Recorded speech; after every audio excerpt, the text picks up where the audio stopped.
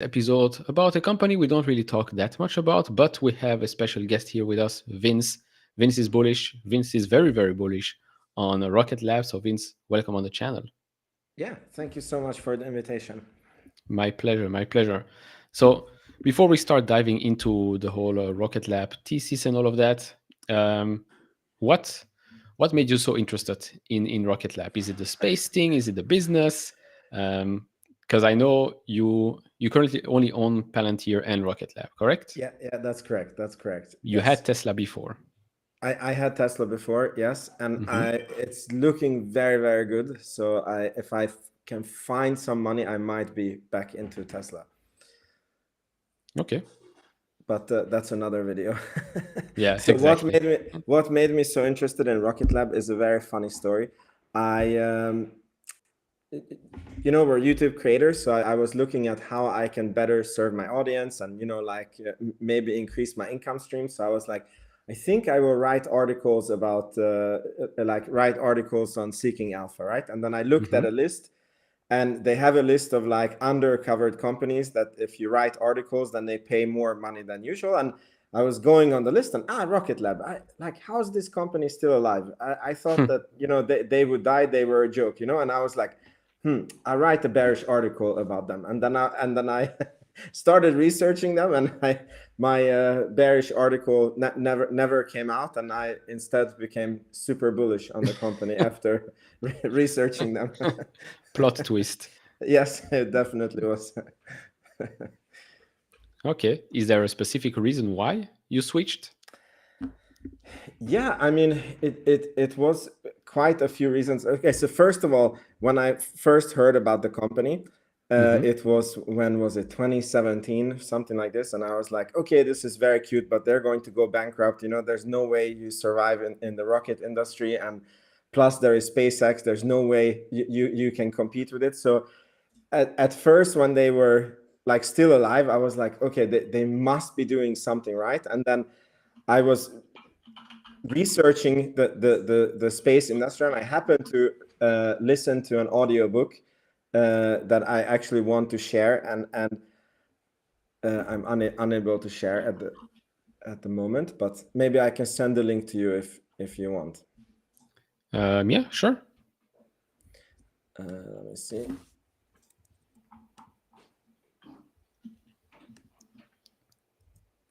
Yeah, so I sent you the link. Hmm.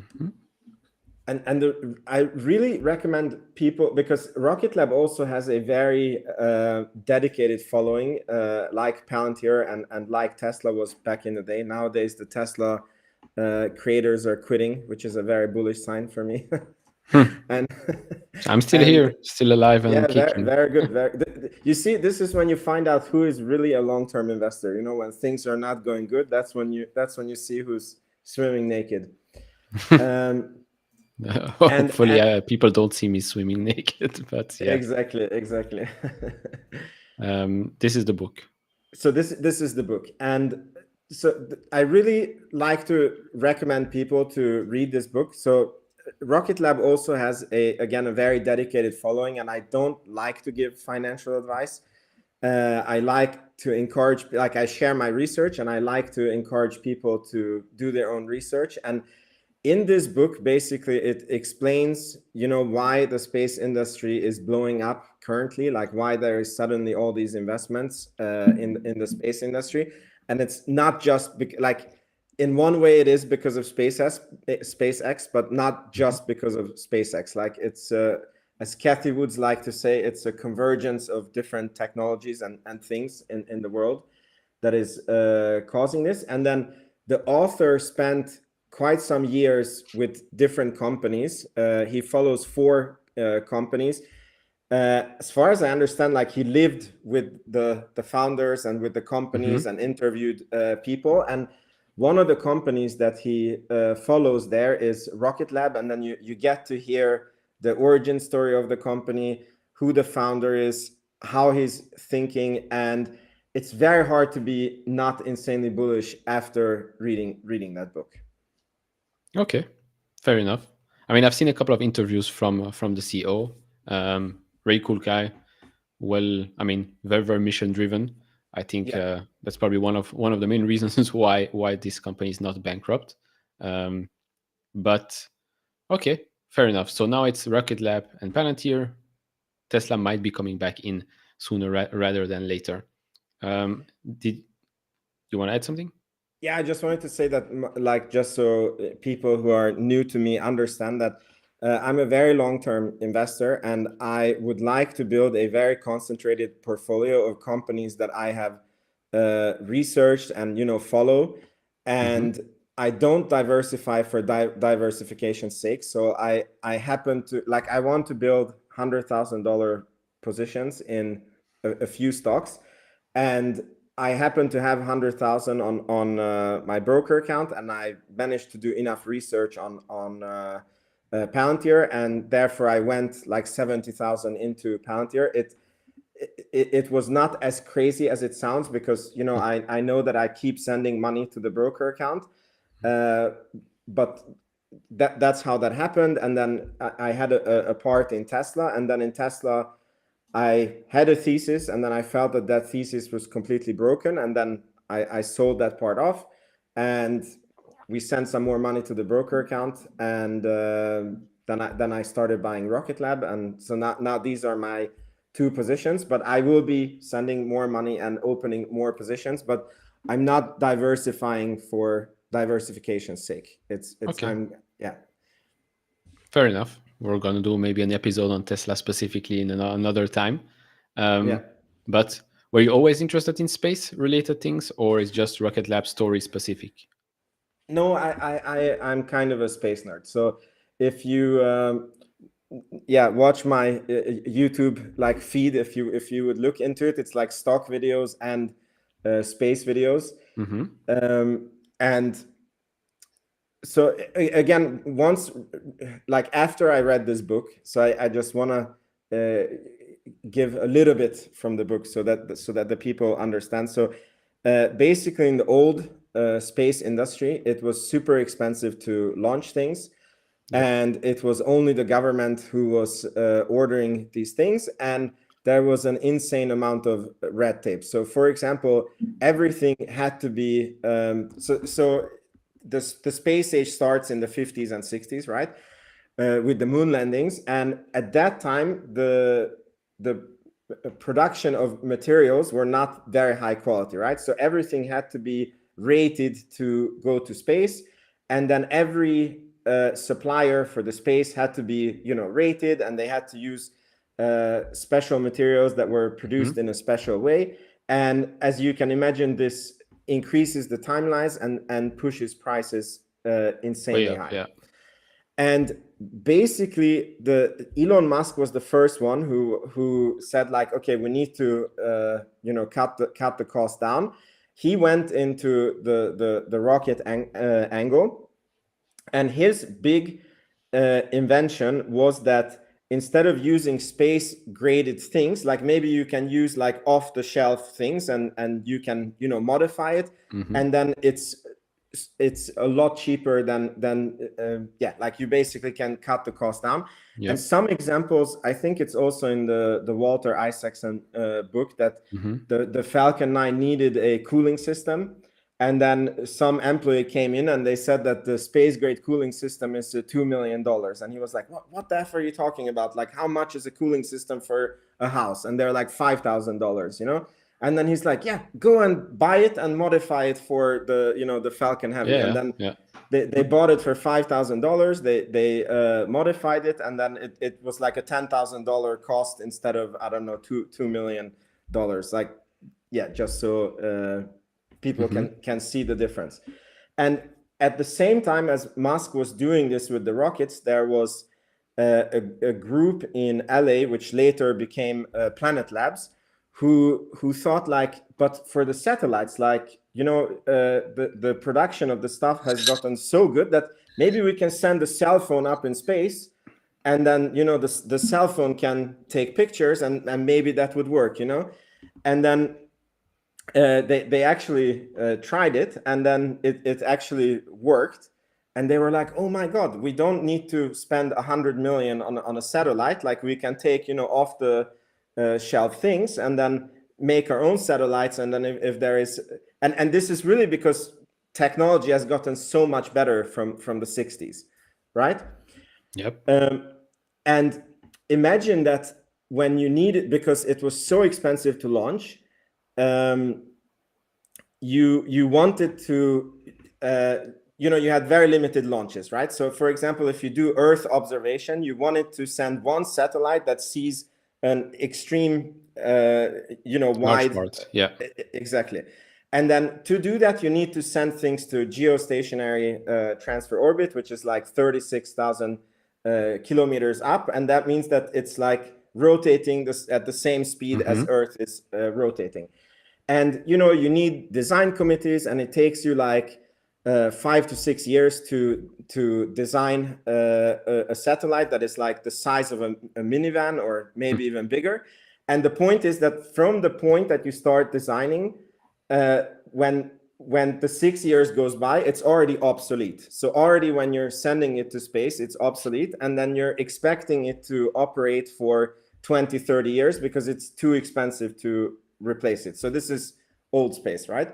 Yeah. And then when it came in that, you can use these off-the-shelf parts, and, you can be a lot more lenient. You don't need to use the NASA safety guidelines. Then people started realizing, wow, we can send things to low Earth orbit, which is way more cheaper. And then it takes us, the low Earth orbit is, where the International Space Station is. And it's like 500 to 800 kilometers over Earth. And then basically the what do you call it? The disadvantage is that you're not in one space. So you're orbiting Earth, like a lot more. So you need to have a lot more satellites, right? But because there is a cheaper way of sending the satellites, you can send 100 satellites with one rocket launch, and it takes you, let's say, instead of 5 years to design it, it takes you 9 months to design it.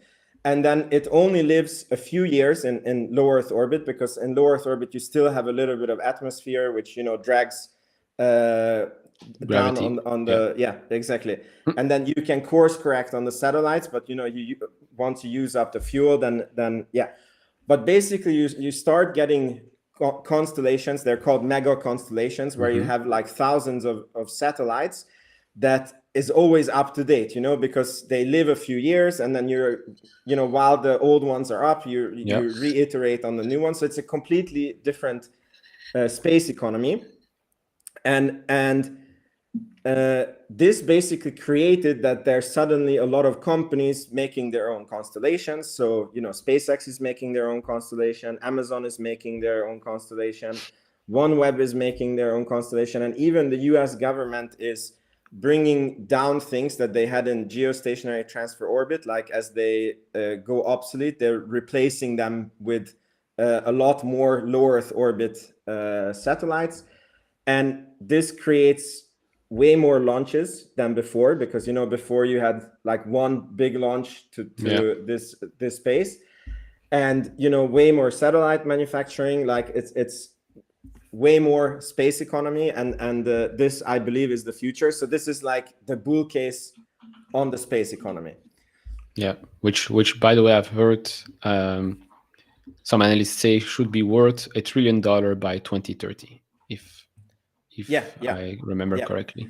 The only thing that is tricky about this is that when people think about the space economy, like they think it's rocket launch, and they think it's satellite manufacturing. And what's tricky is that these two is probably like 5% and 5%, and like 80% of the space economy is like services rendered from space. So for example, like when Starlink, like when you buy Starlink on your phone, that is considered space economy, and that's so profitable and so big that basically takes 80% of the cake. And this is also what Rocket Lab is planning to go into the future, not necessarily providing internet, but having some sort of a service in space. Yeah, because right now the majority comes from space system and then launch services, correct? Exactly. Okay. And this is the other funny thing, that Rocket Lab is much more of a space systems company, because only 30% of their revenue comes from rocket launches, and 60% of the revenue comes from building satellites and get like what do you call it, operating things in orbit. Yeah, interesting. Yeah, because I mean, you talked about Starlink a little bit. I mean, I remember the last time I spoke about Rocket Lab, the number for Starlink were 2.3 million subscribers, which is crazy because that's already $3 billion a year, and growing quite fast. So that's quite an investment. They were valued at $180 billion. Of course, it's private, so people already start thinking about what's possible in that sort of an economy, which is the space economy. Right now, Rocket Lab is what, 2 market cap? Yeah, 2 billion. 2 billion. It's ridiculously little. Still, yeah. I mean, comparing the revenue, what are they guided for? I can share. They guided for 92, which is, I found it weird. I went on the website, the quarterly earnings. You couldn't even click on the presentation for some reason or another. But I have it. I have the link. I can send you the. Yeah, I mean, this is the guidance for Q1, so 92 to 98 million dollars. Yeah. Sequential increase of 50%, I believe. So that's pretty good.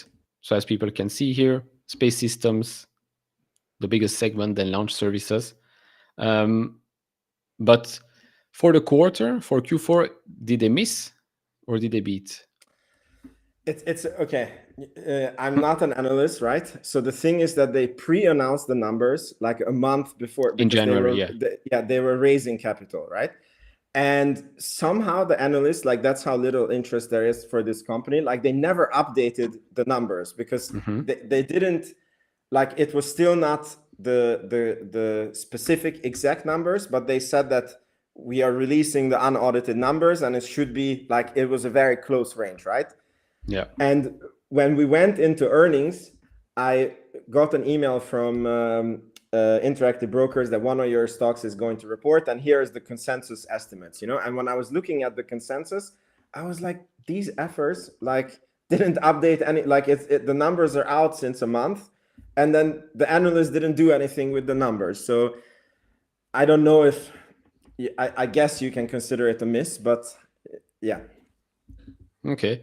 And then there was also a story about them issuing convertible senior notes. Yeah. Stock went down. You said it makes sense, right? Yeah, I mean, look, the biggest issue with space companies is that it's insanely capital intense, right? And you come into you can come into like a death spiral, you know, that people perceive that you don't have enough capital, and then there is a risk that you can't raise capital, and then the stock price starts to go down, and then you can't raise capital because your stock price is down, you know? Yeah. So we have this Rocket Lab weekly podcast or stream that I do with Matt Money. He's the co-host, and we have other Rocket Lab creators.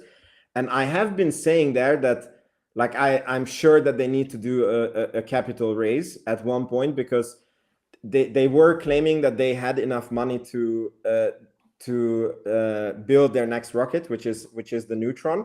But if you did the math, it was like, okay, they have I can't remember, like 400 million on account, and then if you do all the calculations, like, yeah, when they launch the rocket, they will have like 50 million on account, which will be cutting it very, very close to completely running out of money, you know? So like, technically it was true that they had enough money for what they said that they needed to have money for. But I as an investor was like, yeah, they need to find a way to raise capital.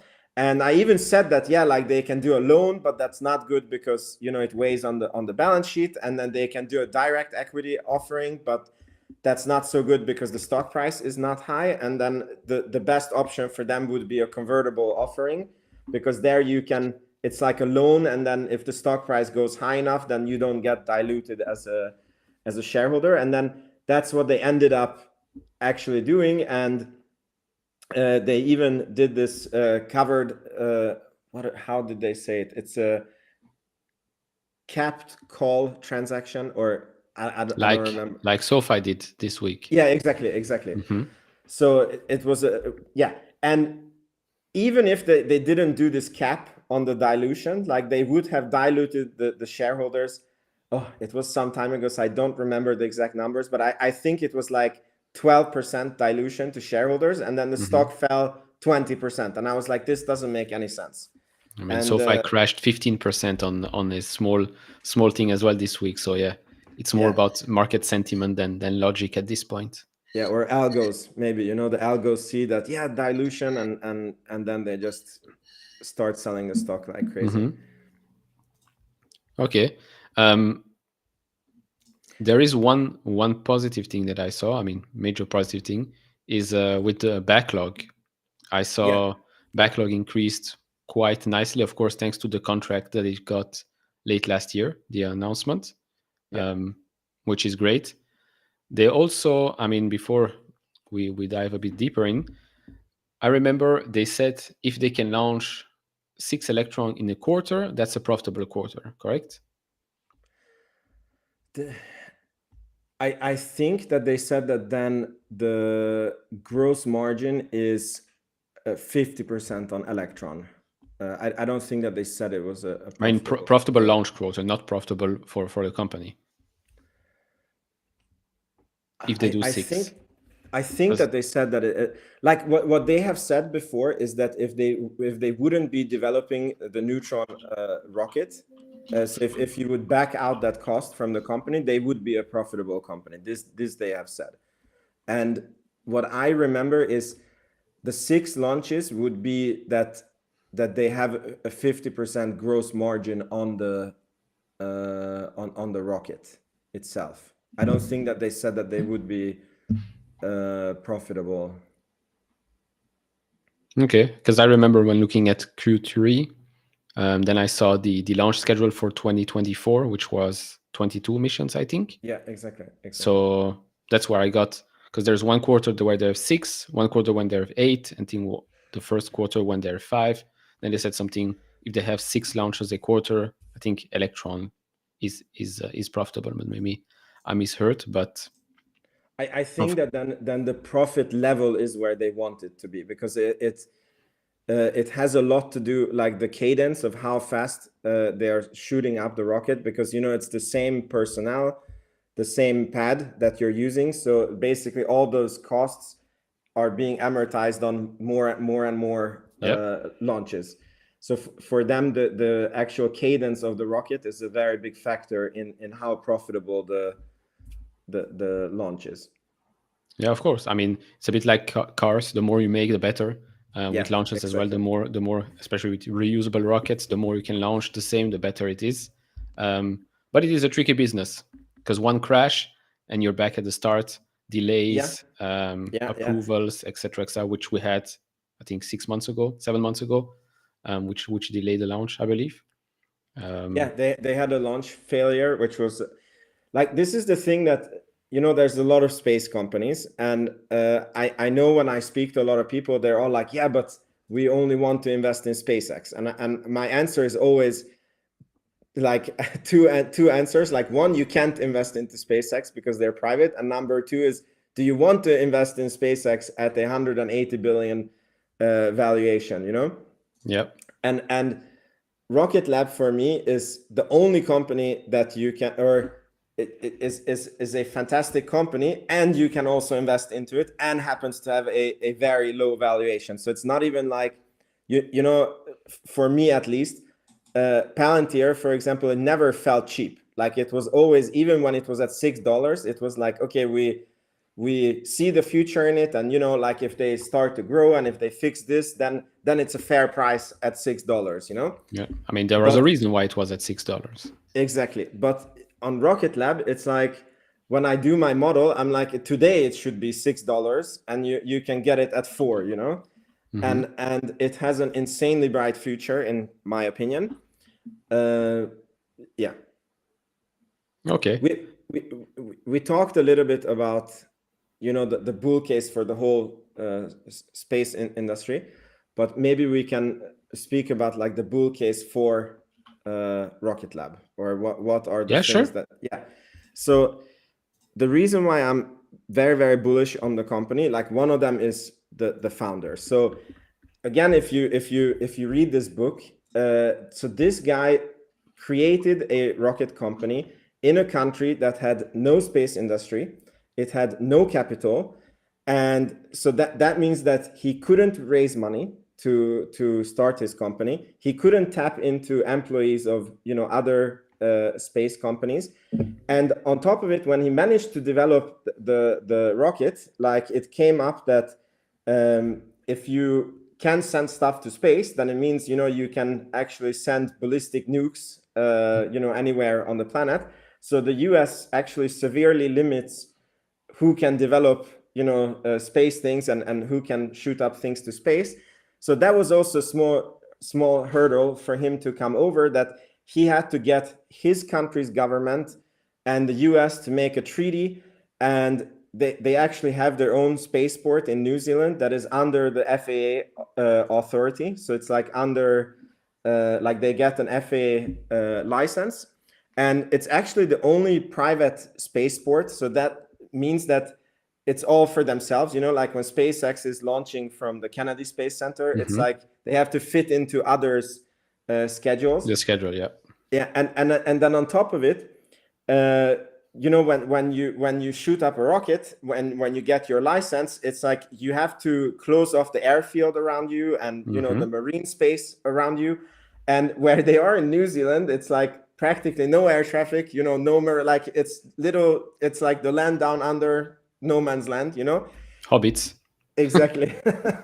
And it's very easy for them to actually fit in the launches, so that's a major plus point for me.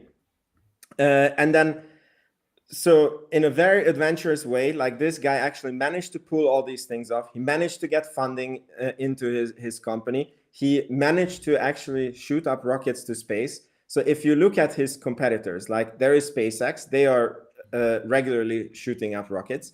Then you look at Astra, for example, they're like basically going bankrupt and private. They didn't manage. Then there is Firefly, and after many years of trying, I think they had a few rockets that I think they had one successful launch and 3 failures, and they continue trying. And all the other competitors have, okay, except for like ULA and like the Ariane space, which is very established big space companies. But from the new space, like it's only them and SpaceX that regularly launches rockets. So they have had, I believe this is the 46th or 7th launch that they are about to do in a few days. They have put like 170 satellites in space. So it's no longer, like the biggest risk with the company is like, for example, if you're investing in another space company, like, are you buying hot air or are they able to deliver, Yep.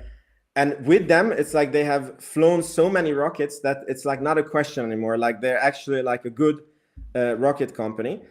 And then management want to diversify the business because, the rocket is a very lumpy business, and, rockets can blow up, and, weather and blah, blah, blah. Yep. And they made some very strategic acquisitions that is working out really, really well for them. And they're trying to become an end-to-end space company, meaning that they want to be a company where you go to and say that, like, look, we need weather satellites that can do this. And then they will tell you, okay, so, you need 5 of them in this orbit and this inclination. And, for this much money, we launch them, service them, operate them.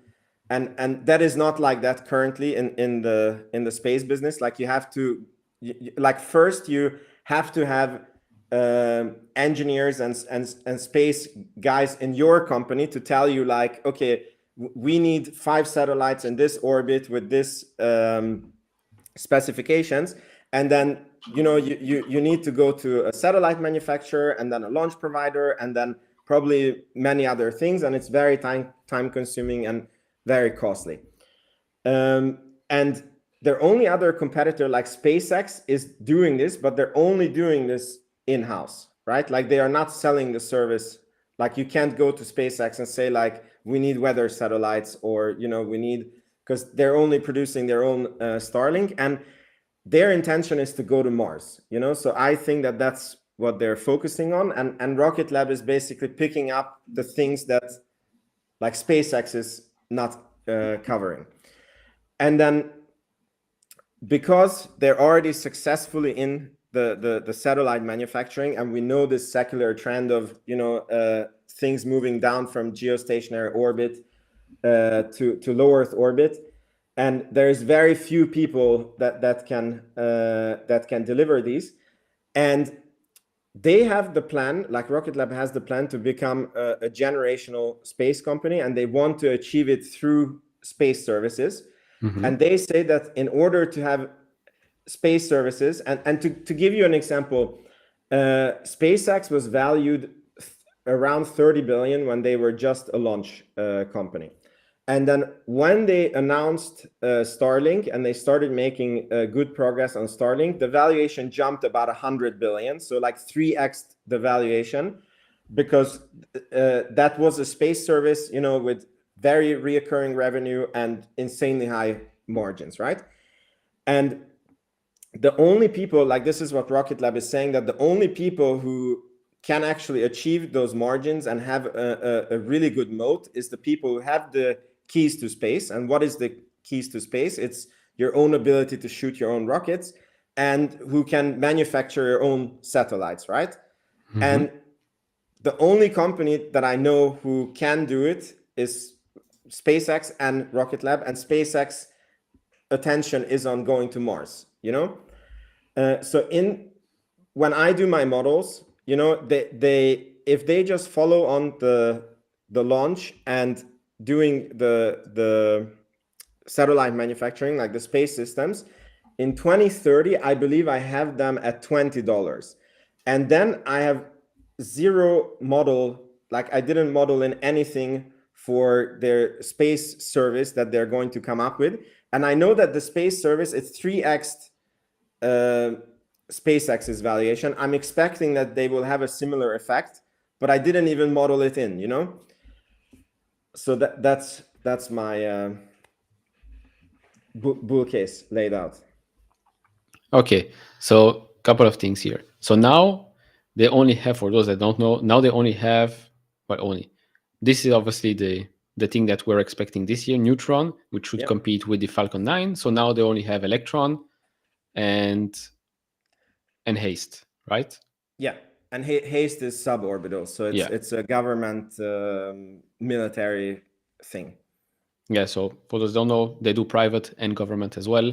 They basically want to be the one-stop shop for your space needs. Okay, have they already announced something specifically when it comes to service, or is that something that they always talk about but nothing specific? Yeah, like Rocket Lab is the opposite of Elon Musk and pumping the stock. Like sometimes when you listen to the earnings, I wish he would pump the stock. Now it's only pump on the way down. Yeah, okay, I see what you mean. But you know, when he goes on earnings call and he's like, FSD will come this year, you know, and he in says 2 it weeks. like, yeah, and like Peter Beck is like the opposite. For example, they on the Haste, they sold the Haste with the government, and then they announced it like, yeah, in 2 weeks we're launching it, you know, and then they didn't announce that this was in the works. They didn't announce, and then it was like announced, and they were doing it, you know. And on the space services, like they are very clearly saying that is the plan, and a lot of people in a lot of interviews are asking them, okay, but what are you looking, where are you looking? And the only thing that they managed to get out of Peter Beck was that when we are going to announce it, we will be very disruptive in whatever segment we go into, because we have our own rockets and we manufacture our own satellites, and nobody can compete on those costs with us. So that's the only thing that they have gotten out of him. And I don't think it will be internet service. I don't think it will be a planet observation, because there is a lot of companies already doing it. It will probably be something where there is not a lot of competition, but I have no clue what it can be. Okay, fair enough. With regards to, by the way, for those, we discussed the profitability side of things. So I showed um, this from Q3. So you're right. So basically, the long term, the target is non-GAAP gross margin of around 50. That requires 24 times launching 24 times a year. In 2024, right now they're expecting to launch 22. But here is the thing I was mentioning before, like 6 launches in a quarter. That should be at or very close to our long-term 50% non-GAAP gross margin target. So that was what I was thinking about. Yeah. But moving to the next step, because I do think this is a do or die part of the thesis, right? Is Neutron, getting that to work.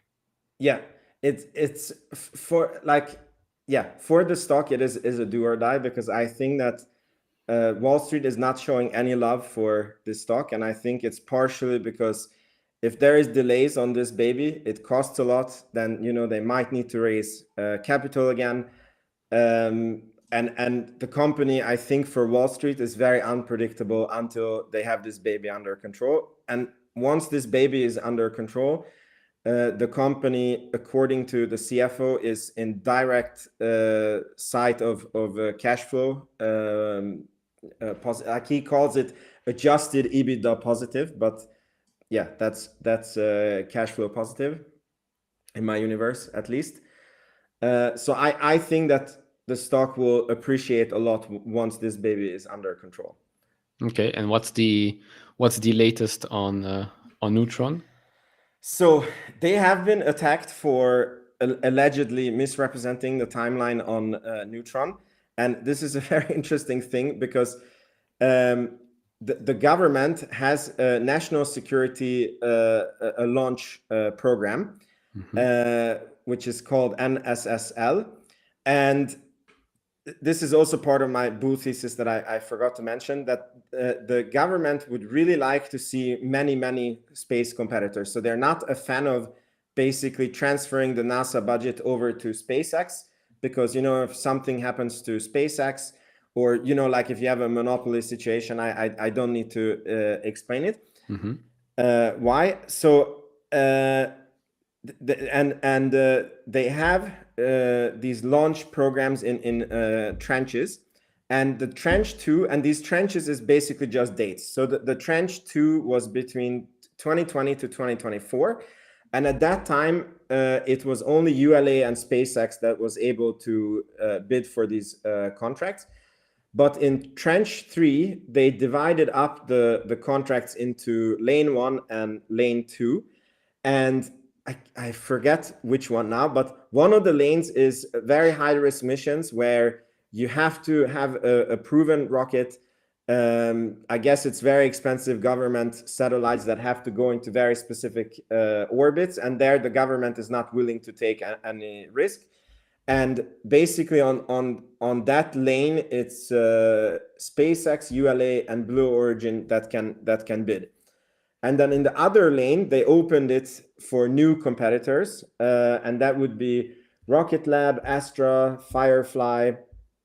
And the only criteria to be able to bid for this is you had to have a credible path to launch your rocket by December 15, 2024. So to be able to bid in 2023, you had to have a credible path to launch by December 15, 2024. But if you miss it, then the next year you can try again, and it's the same thing. You have to have a credible path. And basically all the companies fell out and didn't bid except for ROCKETLAB.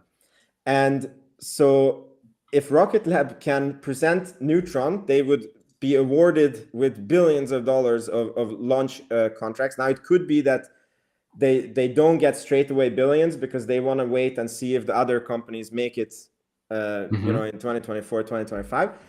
And the point is that if none of the companies make that lane, then all those launches would go to SpaceX and ULA, right?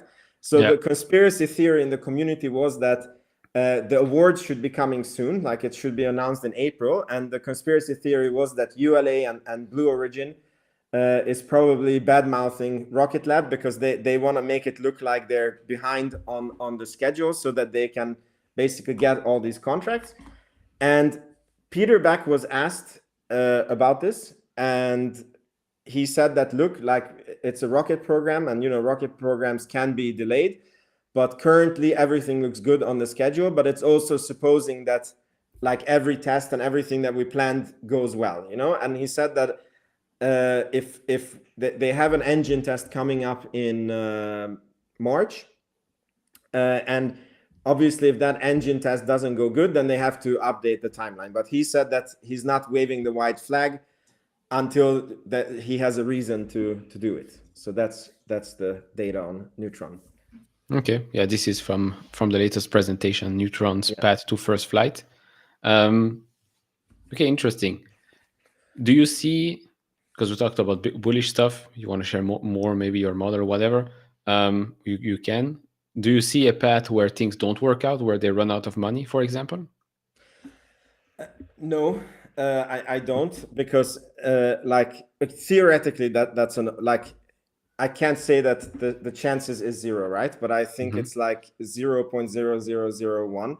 And it's because like the founder has already climbed, in my viewpoint, Mount Everest, because when he actually managed to get the two countries to make a treaty so that, New Zealand could launch, when he managed to get funding in a country where it was impossible to get funding, when he managed to send the first rocket in space. So for me, the worst thing that can happen is that Neutron is badly delayed, and they need to raise more money, and the shareholders get diluted. But I don't see that they, because they have already accomplished too much. It's like sort of saying that, do you see that SpaceX doesn't make the Starship when they have already developed, the Falcon 1 and the Falcon 9, and yeah. Okay, yeah, but SpaceX does have a nice small revenue stream worth a couple of billions from Starlink. With Rocket Lab, we've seen the losses from Q4. Yeah. So you're saying worst case scenario, they raise money. Yeah, because look, they're insanely important for the New Zealand government, for the Australian government, the US government. So like, I believe if they would be very, very, very struggling, I think the New Zealand government would be like, okay, we bail you out, here is money, This is like the last resort. Before the New Zealand government would bail them out, there is a very clear intention from the US government to have multiple space companies running. They don't just want to have a SpaceX monopoly, and they are one of the most proven companies. I mean, you have ULA, they're very proven, but they're also insanely expensive. You have Blue Origin, that has not launched anything yet, despite having unbelievable amount of billions in funding. So they are one of the prime candidates. And again, I think that if they would be very, very struggling, like, the US government would find a way that, okay, here's some contracts, or here's the support to develop the rocket. Again, it's the dilution that can happen, but I don't see that, like, they have too much track record, and they are too big to fail in certain areas for them to completely run out of money and just go away. Okay, fair enough.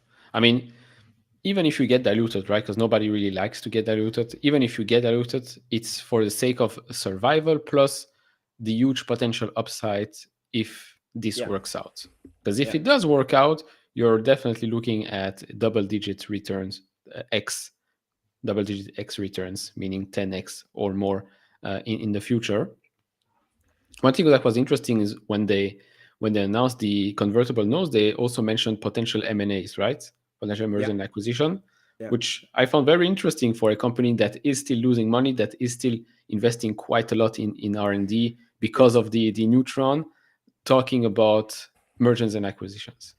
It's I think very specific to the space industry, and it actually has a very good reason, because the space industry is so expensive that you don't want to take chances, right? So when they went into the space systems and manufacturing satellites, they didn't hire engineers and said we're a brand new satellites company. They actually acquired partners that they have worked with before and they had very good experience with, and that way they basically bought the experience and they bought the heritage, and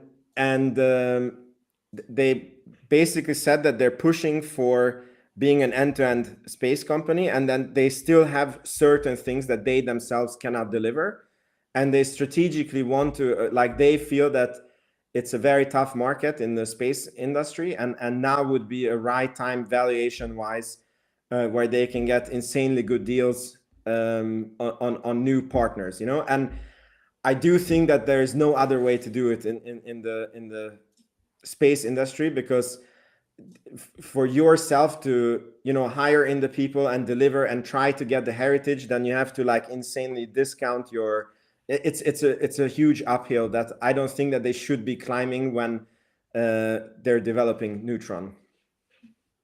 Okay, fair enough. Here on the screen we can see the backlog, 107.7% increase year over year, quite something. Over $1 billion right now. Of course, that's included with that $542 million contract. But I mean, it does seem like if they manage to launch 22 times in 2023, it does seem like the bar has been set quite low. Of course, huge anticipation for Neutron. I think everyone can admit that. But so far, Electron, if they can, I mean, this year 2022 times launching, maybe next year a bit more. If that can continue, that could be already a, let's say, sustainable part of the business that could give them a bit more time in case Neutron is not on time, in case, I don't know, their test launch doesn't work out, whatever. What do you think? Yeah.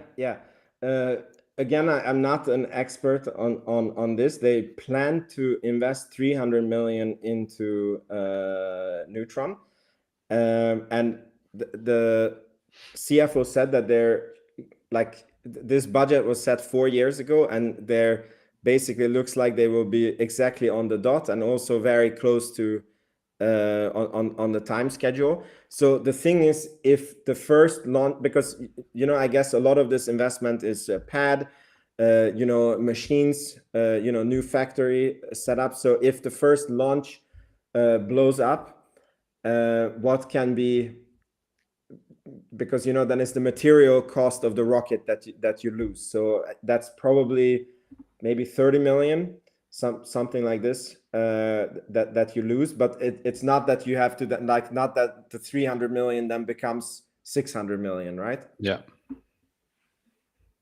So it's bad, but not like, oh my god, insanely bad, like we're gonna go bankrupt over it. And it pushes out the profitability of the company, because one Electron launch is about $8.1 million currently, and they are trying to price the Neutron launch at 55 million per piece. Yeah, so a bit cheaper, I think, than the Falcon 9. Yeah. And it's so interesting because a lot of people bring up this point that the Falcon 9 is cheaper per kilogram to launch, right? And this is true, but it's a very weird way of looking at it, because the Falcon 9 I think can carry 22 or 23,000 kilograms to low Earth orbit, and Neutron will be able to carry 17,000 kilograms, right? And most of the satellites is below this 17,000 kilograms. So let's say that you have a 16,000 kilogram package that you want to send to low Earth orbit, and you get prices, and then SpaceX says our launch is 60 million, but you get a cheaper kilogram price, and then Rocket Lab says our launch is 55 million, but you get a more expensive per kilogram. Like, which one do you buy?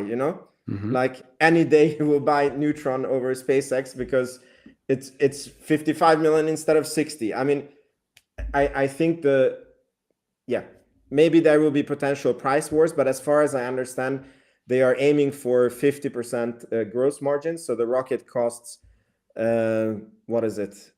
So if they're selling it for 55, it should cost maybe 30 or 25 to produce. So there is room to go down. Yeah.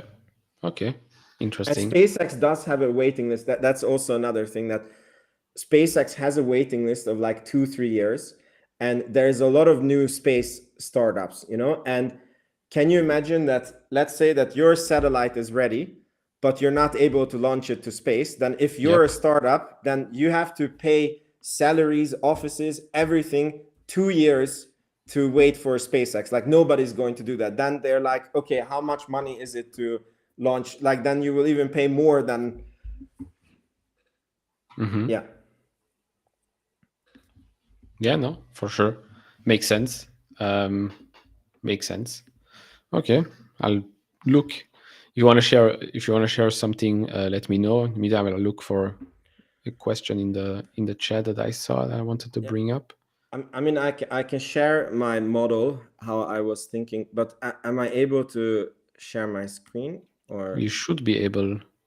it says screen sharing is not allowed. Learn more in help center. If I There's no time to learn more now. yeah, exactly. But if I send you the link, it's a Google sheet. But maybe I have to share it with you. No, it's open, but okay.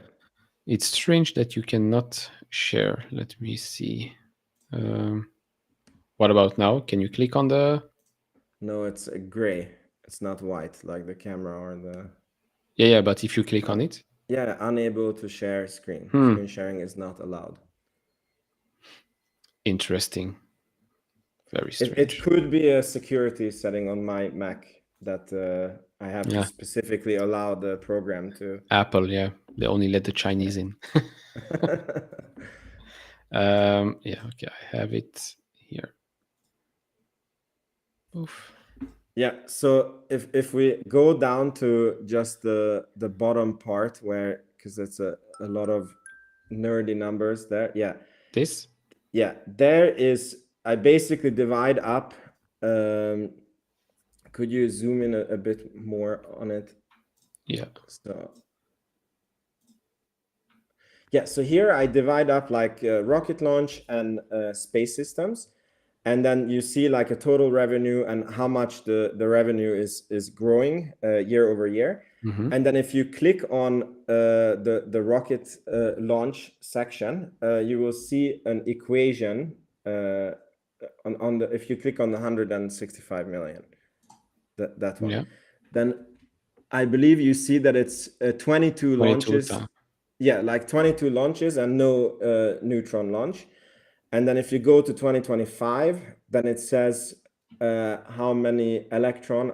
I can't see the number. It's 25 times 7.5 plus 2 times 55. So 2 Neutron.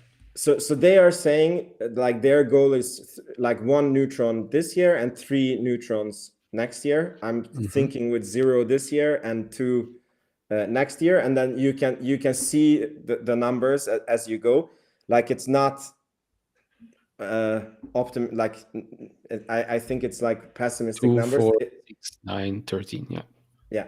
It can also get worse, of course, but it's not like an overly optimistic.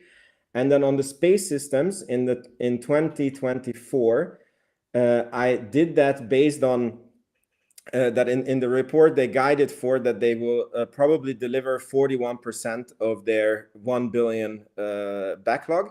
And then if I know that the rocket launch is 165, then to reach that number, it's 235 left. I went a bit more conservative because the number works out to be 430 something million if they would deliver, like if they would deliver that percentage that they said. I said I think that they're going for 400 million this year. That would be a 63% increase. And then they don't really give guidance on the space system. So I believe I counted with a 25% increase after that. Did I count? Yeah. And then you have the number of shares below, and I'm I'm calculating with a 3% dilution for stock-based compensation. And then on 2030, I added the worst case scenario in the recent capped call offering. Like you can see, it's plus 22.9 million shares. And then I am thinking that, like these are my assumptions, that they will be 15% gap profitable in 2030. And then you have the operating profit there in millions. And I think that if they're growing at this pace, for me, a 40p is very reasonable. And then you would get a 12 billion market cap, which if you divide it back by the shares, it's almost $20. And then if you want to get a 20% return per year, then $5.46 is a price where you can get it, and you get that return. And again, I didn't think, like, of course, you know, like things can go better and they can go worse. Like if they like certain things that I think might happen is if Neutron is delayed. And then the second thing is that on the space services, if they find a use case for space services and they say that, yeah, we need 10,000 satellites and, you know, we will deliver this service, I think they will need to raise money for that. But I think that at that time, the market will be way more understanding of them because they will be that much more proven as a company. You have SpaceX as an example to lean back on. And yeah, it's very hard to model for that because you don't have data. But yeah, this is my and the stock price currently is 4.2, and if it happens according to my prediction, which it probably will not, then you would have a compounded almost 25% annual return on the stock, which I'm very happy for. Like if I get, you know, I normally like to shoot 5x is not bad. Yeah, like, you know, normally I like to shoot for very high returns, and you know, like 20% yearly for me is very, very high. And then if you only get 15%, it's like I'm very, very, very happy, you know? Yeah, no, makes sense. I mean, right now, if we just look at Starlink, for example, 2.3 million subscribers was the last number, $3 billion in annual revenue just from Starlink. If you look at the valuation for SpaceX, of course, SpaceX is much more than just Starlink, but I mean, $180 billion valuation, $3 billion in revenue a year, quite a nice multiple on that valuation. So yeah, I think it's almost a 30 price to sales that SpaceX has. And yeah, I mean, we don't know what happens in the government side of things, but yeah, true. Yeah. So you have, let me check actually what you have 63% growth for this year and 47% for the next. Let me see what the analysts are expecting. You know, I don't trust the analysts on this one since when I saw that the numbers were out for 1 month and they didn't bother to update the numbers. I'm like, this stock is not popular enough yet. So right now, for 24, analysts are expecting 76% year-over-year growth. Ooh, I'm more pessimistic. And then fiscal year 25, 45%, and then 50% in 26. Oh wow!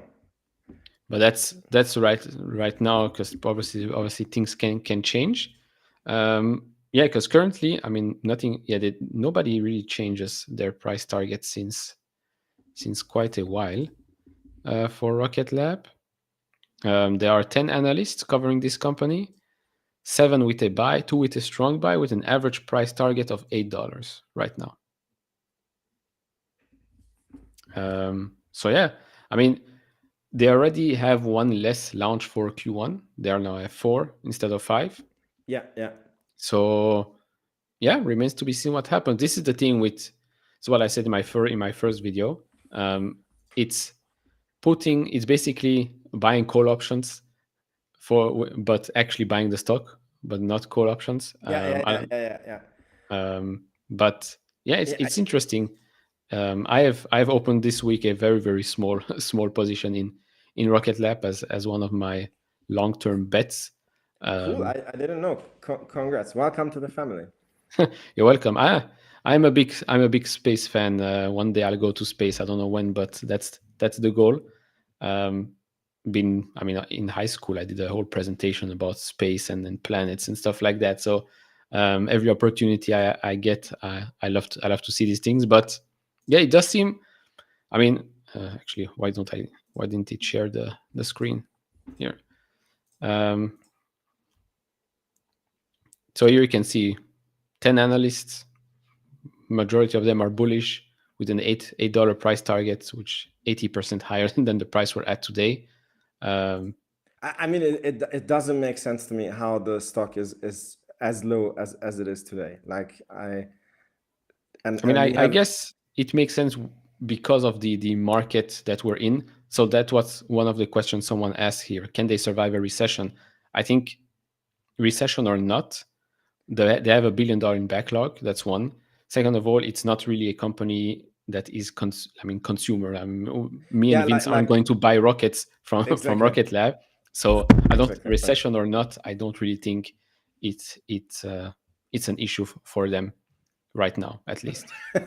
You can take a ride up on the future Rocket Lab stock price for free. Exactly. I actually get paid. Exactly. I actually get paid. Yeah. We joke about this in the Rocket Lab community that it's like, when you say Palantir to the moon, and Rocket Lab is actually going to the moon, and Mars and beyond. So it's not many stocks where you can actually say it, like, when are we mooning, and it's like, yeah, there is an actual date, they're going to the moon. Yeah. Is there, I don't know, but Palantir and Rocket Lab, do you think it makes sense in a way? Look, as I said, I only invest in companies where I have done insane amount of due diligence, and like Palantir, I've done, I don't know if it's in the thousands of hours, but probably a lot of hours, and I honestly think that this is where we retail investors can get a very big edge over Wall Street, because I feel that on Palantir, the analysts, they get paid no matter what, right? And then they get it's like you need to analyze this company. We need an article on this. You have 3 hours, and then they look at the past numbers, they look at the balance sheet, and however they do it, and then they give an opinion.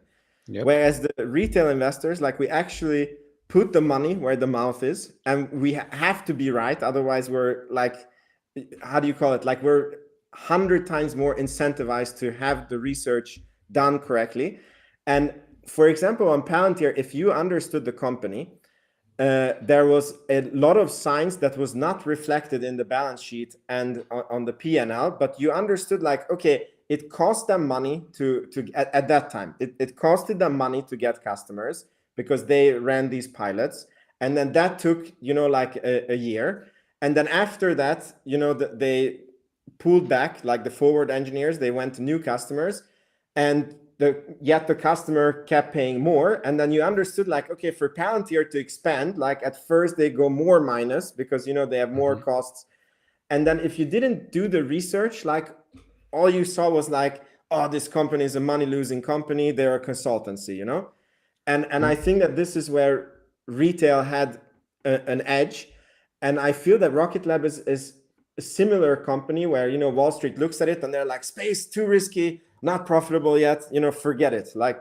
Call us when it's profitable, And I think when they're getting that call, it will be $30. Now Rocket Lab is and I find it so funny, at $6, Palantir was a risky investment. We were advised not to invest in it. And, people thought we were crazy. And now that it's over $20, now the institutions come in because now it's safe, Yeah. And I'm like, I don't get it. I'm like, it's safe at $6. It has nowhere to fall. And it's similar with Rocket Lab, For me, it's it's very undervalued. It's safe to invest now, and yeah, when it's $20, that's when the rest will jump on the bandwagon. Yeah, I mean, no, when you're an analyst, you're covering, I don't know, 15, 20 companies or something like that. You don't have the time.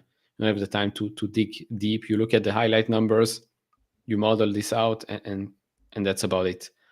Retail has all the time in the world, right? You can look at 10 companies if you want. You can look five, one, whatever. You have the time. That's what happened with Palantir, of course. It's true that at $6, the business was not looking as good as it is right now, right? Revenue was decelerating. Things weren't really going their way. Now things are accelerating, but yeah, it doesn't make sense to see now every analyst becomes super bullish at $26, $27 when now it actually looks pretty expensive for what it is right now. But of course, with all the IP boot camps, the success there, I still didn't have the chance to watch the AIP con. So I'll do that this weekend. But now the question, going back to the question is, do you think, because I think Palantir and SpaceX already have a sort of partnership, do you think Rocket Lab and SpaceX can have a working partnership? Rocket Lab and SpaceX. Rocket I Lab mean, and Palantir, Rocket Lab and SpaceX. Rocket Lab and SpaceX could also maybe, I don't know, joint yeah, joint venture. I don't think so much about Rocket Lab and SpaceX, but Palantir and Rocket Lab, I think that definitely they could have. I mean, it's an insane amount of data that is involved in rocketry and satellites and yeah, for sure there is Palantir running on the Rocket Lab satellites that they have sent up, the 177 guaranteed. I just don't know if they have a direct partnership with Rocket Lab or not. Yeah, just want to address this. You can see that the boot camps are a huge success and Titan is in place, so not that risky.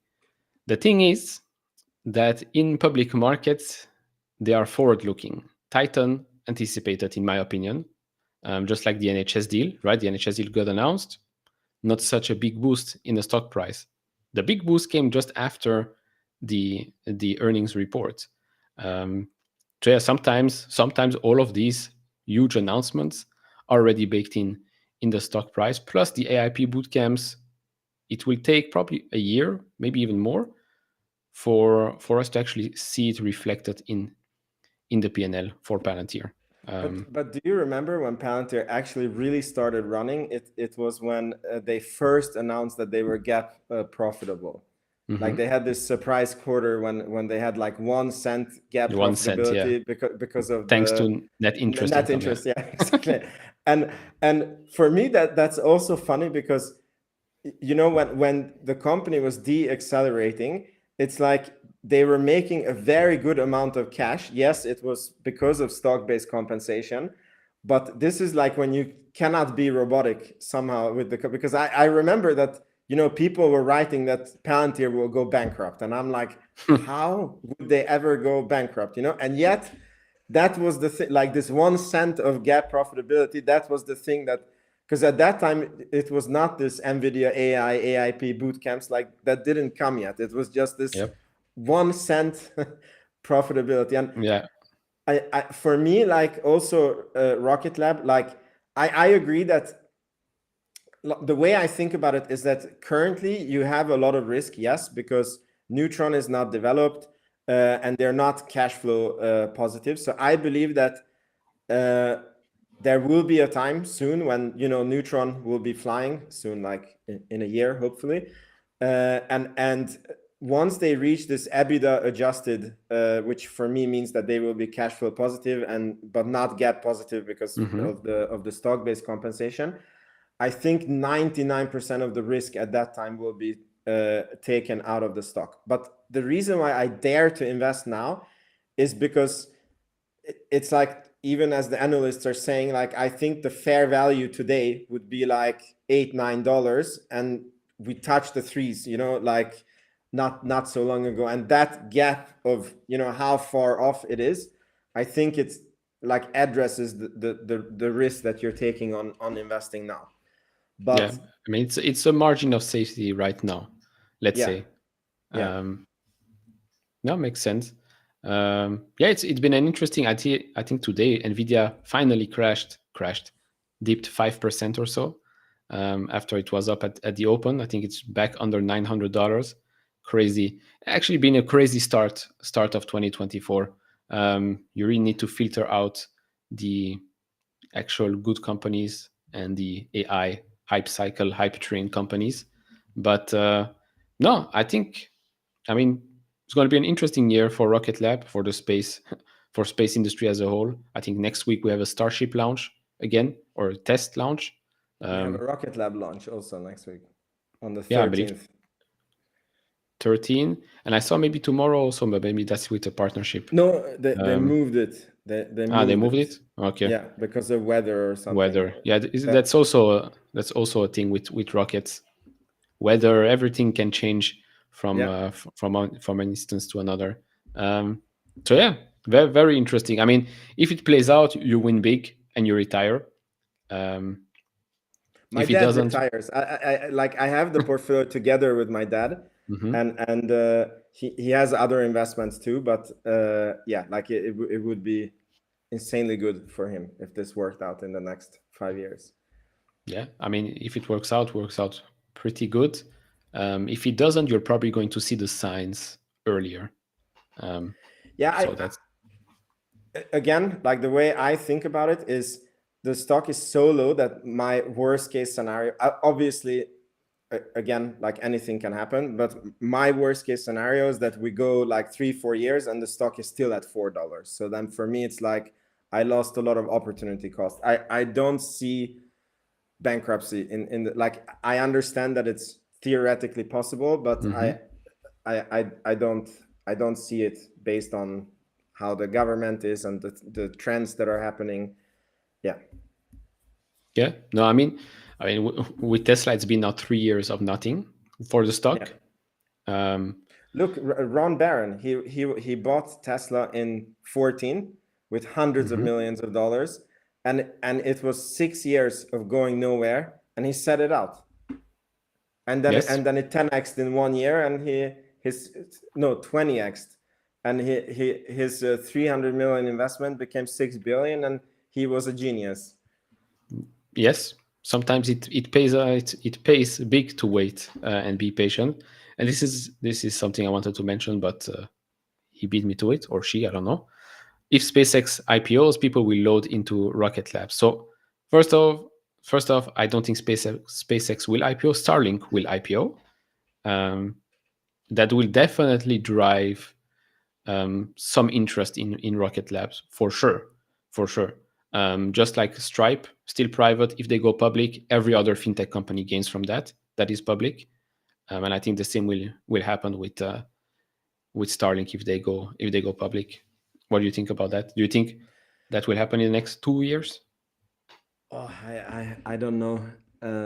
They're so not secretive, but I don't know. Like there's Elon time, and they're talking about it, but yeah, and I do think it will be a halo effect for Rocket Lab because people know that Rocket Lab is planning to go into space services, and as I said, like zero of that is priced into the stock. And then if you have something that is insanely successful as a space service, then people will do the math that yeah, like that's coming for Rocket Lab, and yeah, it should increase the price of Rocket Lab. Like right now, it's zero priced in.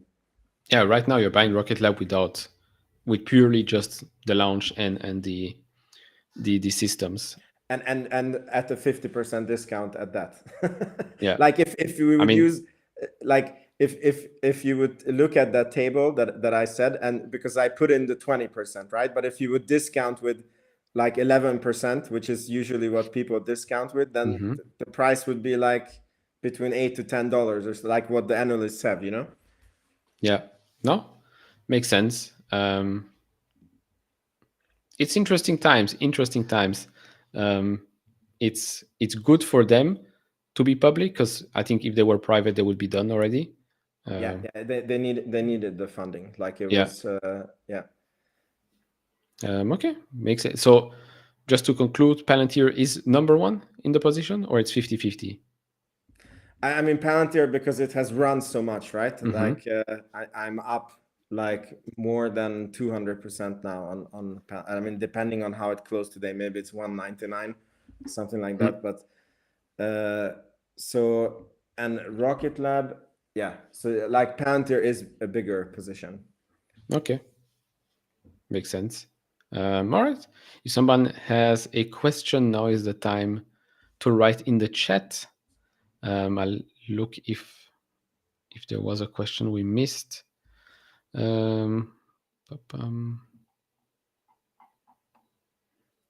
Chuck, I just want to get rich, even if it's just overhyped.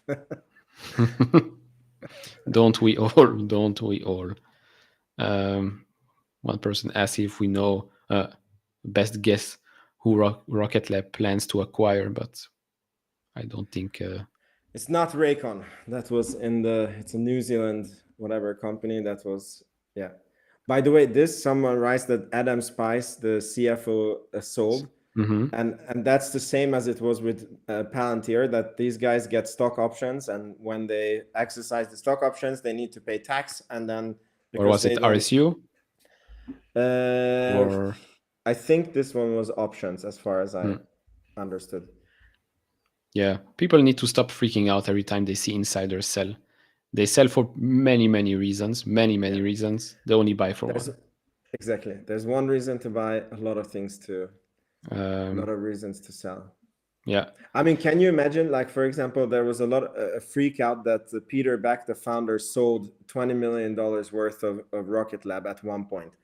And I'm like, if you're 40 years old and have a family and you've only had this, like, he was dead broke when he started Rocket Lab, you know, that's like 100% of your, like, imagine if 100% of your stock portfolio was, you know, in one stock that went from like cents to like, you made like 10,000x on your stock, and you have wife and kids, like, wouldn't you want to take some off the table after? Of course, it makes sense. I mean, I think it's 15 years now that he, like, I'm like, by all means, please, like, make sure you take care of yourself and the family, you know? That's the thing. They have a family. They have I mean, they have their own future, the family's future. So of course, take care of them. It makes total sense. It makes total sense. Do you know the answer to this? What impact do you think space applications constellation will have? I mean, again, it depends on what it is, but all I can say is that it's 3x the valuation of SpaceX. So I'm expecting that it will be on that. So I think that once they announce it and they have a feasible way to do it, I think probably they will need to raise money for it. I would be very surprised if they're able to do it on their own money. But I think if the stock is $20 when they announce the plans, then a short while after, the stock should go up to $60 or at least $40 if it does anything similar to SpaceX, and especially if Starlink is public at that time and they're doing good. Yeah, unless they already talk with partners and contracts are ready and they use that money to fund that part. Early days is also an option. With regards to Sammy's question, we had talked about that price war with SpaceX. Industry is big enough; they have a huge waiting list. So yeah, maybe there's going to be a price war, but I mean, how many companies are launching?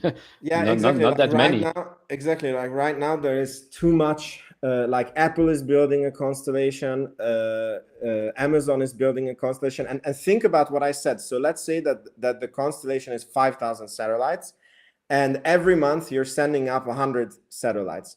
After 3-4 years, the first satellites that you sent, like, they start deorbiting because they're in the atmosphere. So you need to replenish these things all the time. So yeah, there isn't enough rockets currently. Yeah, for sure. I mean, right now, Rocket Lab, 22 launches. What is nothing compared to what SpaceX does? I think SpaceX does that on a I don't know, monthly basis, even maybe less. I don't know. What's their cadence right now? But they did 100 last year, and I think that they're going for 120 or something like this year. So yeah, and they're launching as fast as possible, as many times as possible. So yeah, They're And still. they have a like there is a transporter mission, which is a rideshare mission for SpaceX, because the Electron, it can launch like 300 kilograms, so small satellites into dedicated orbits. So it's really not competing with Falcon 9. Like if you have a 300 kilogram satellite, you're like an idiot if you're buying a Falcon 9 for 60 million when you can fly it on an 8 million rocket. Like it's not even a question. The only place where they're competing is the transporter missions, where SpaceX is selling out like it can go to 60 different customers that pay together. But that one has a 2-3 year waiting list. And then there's way more of these that need to go to orbit. So it's again not really a competition. It's a gigantic expanding market. Yeah.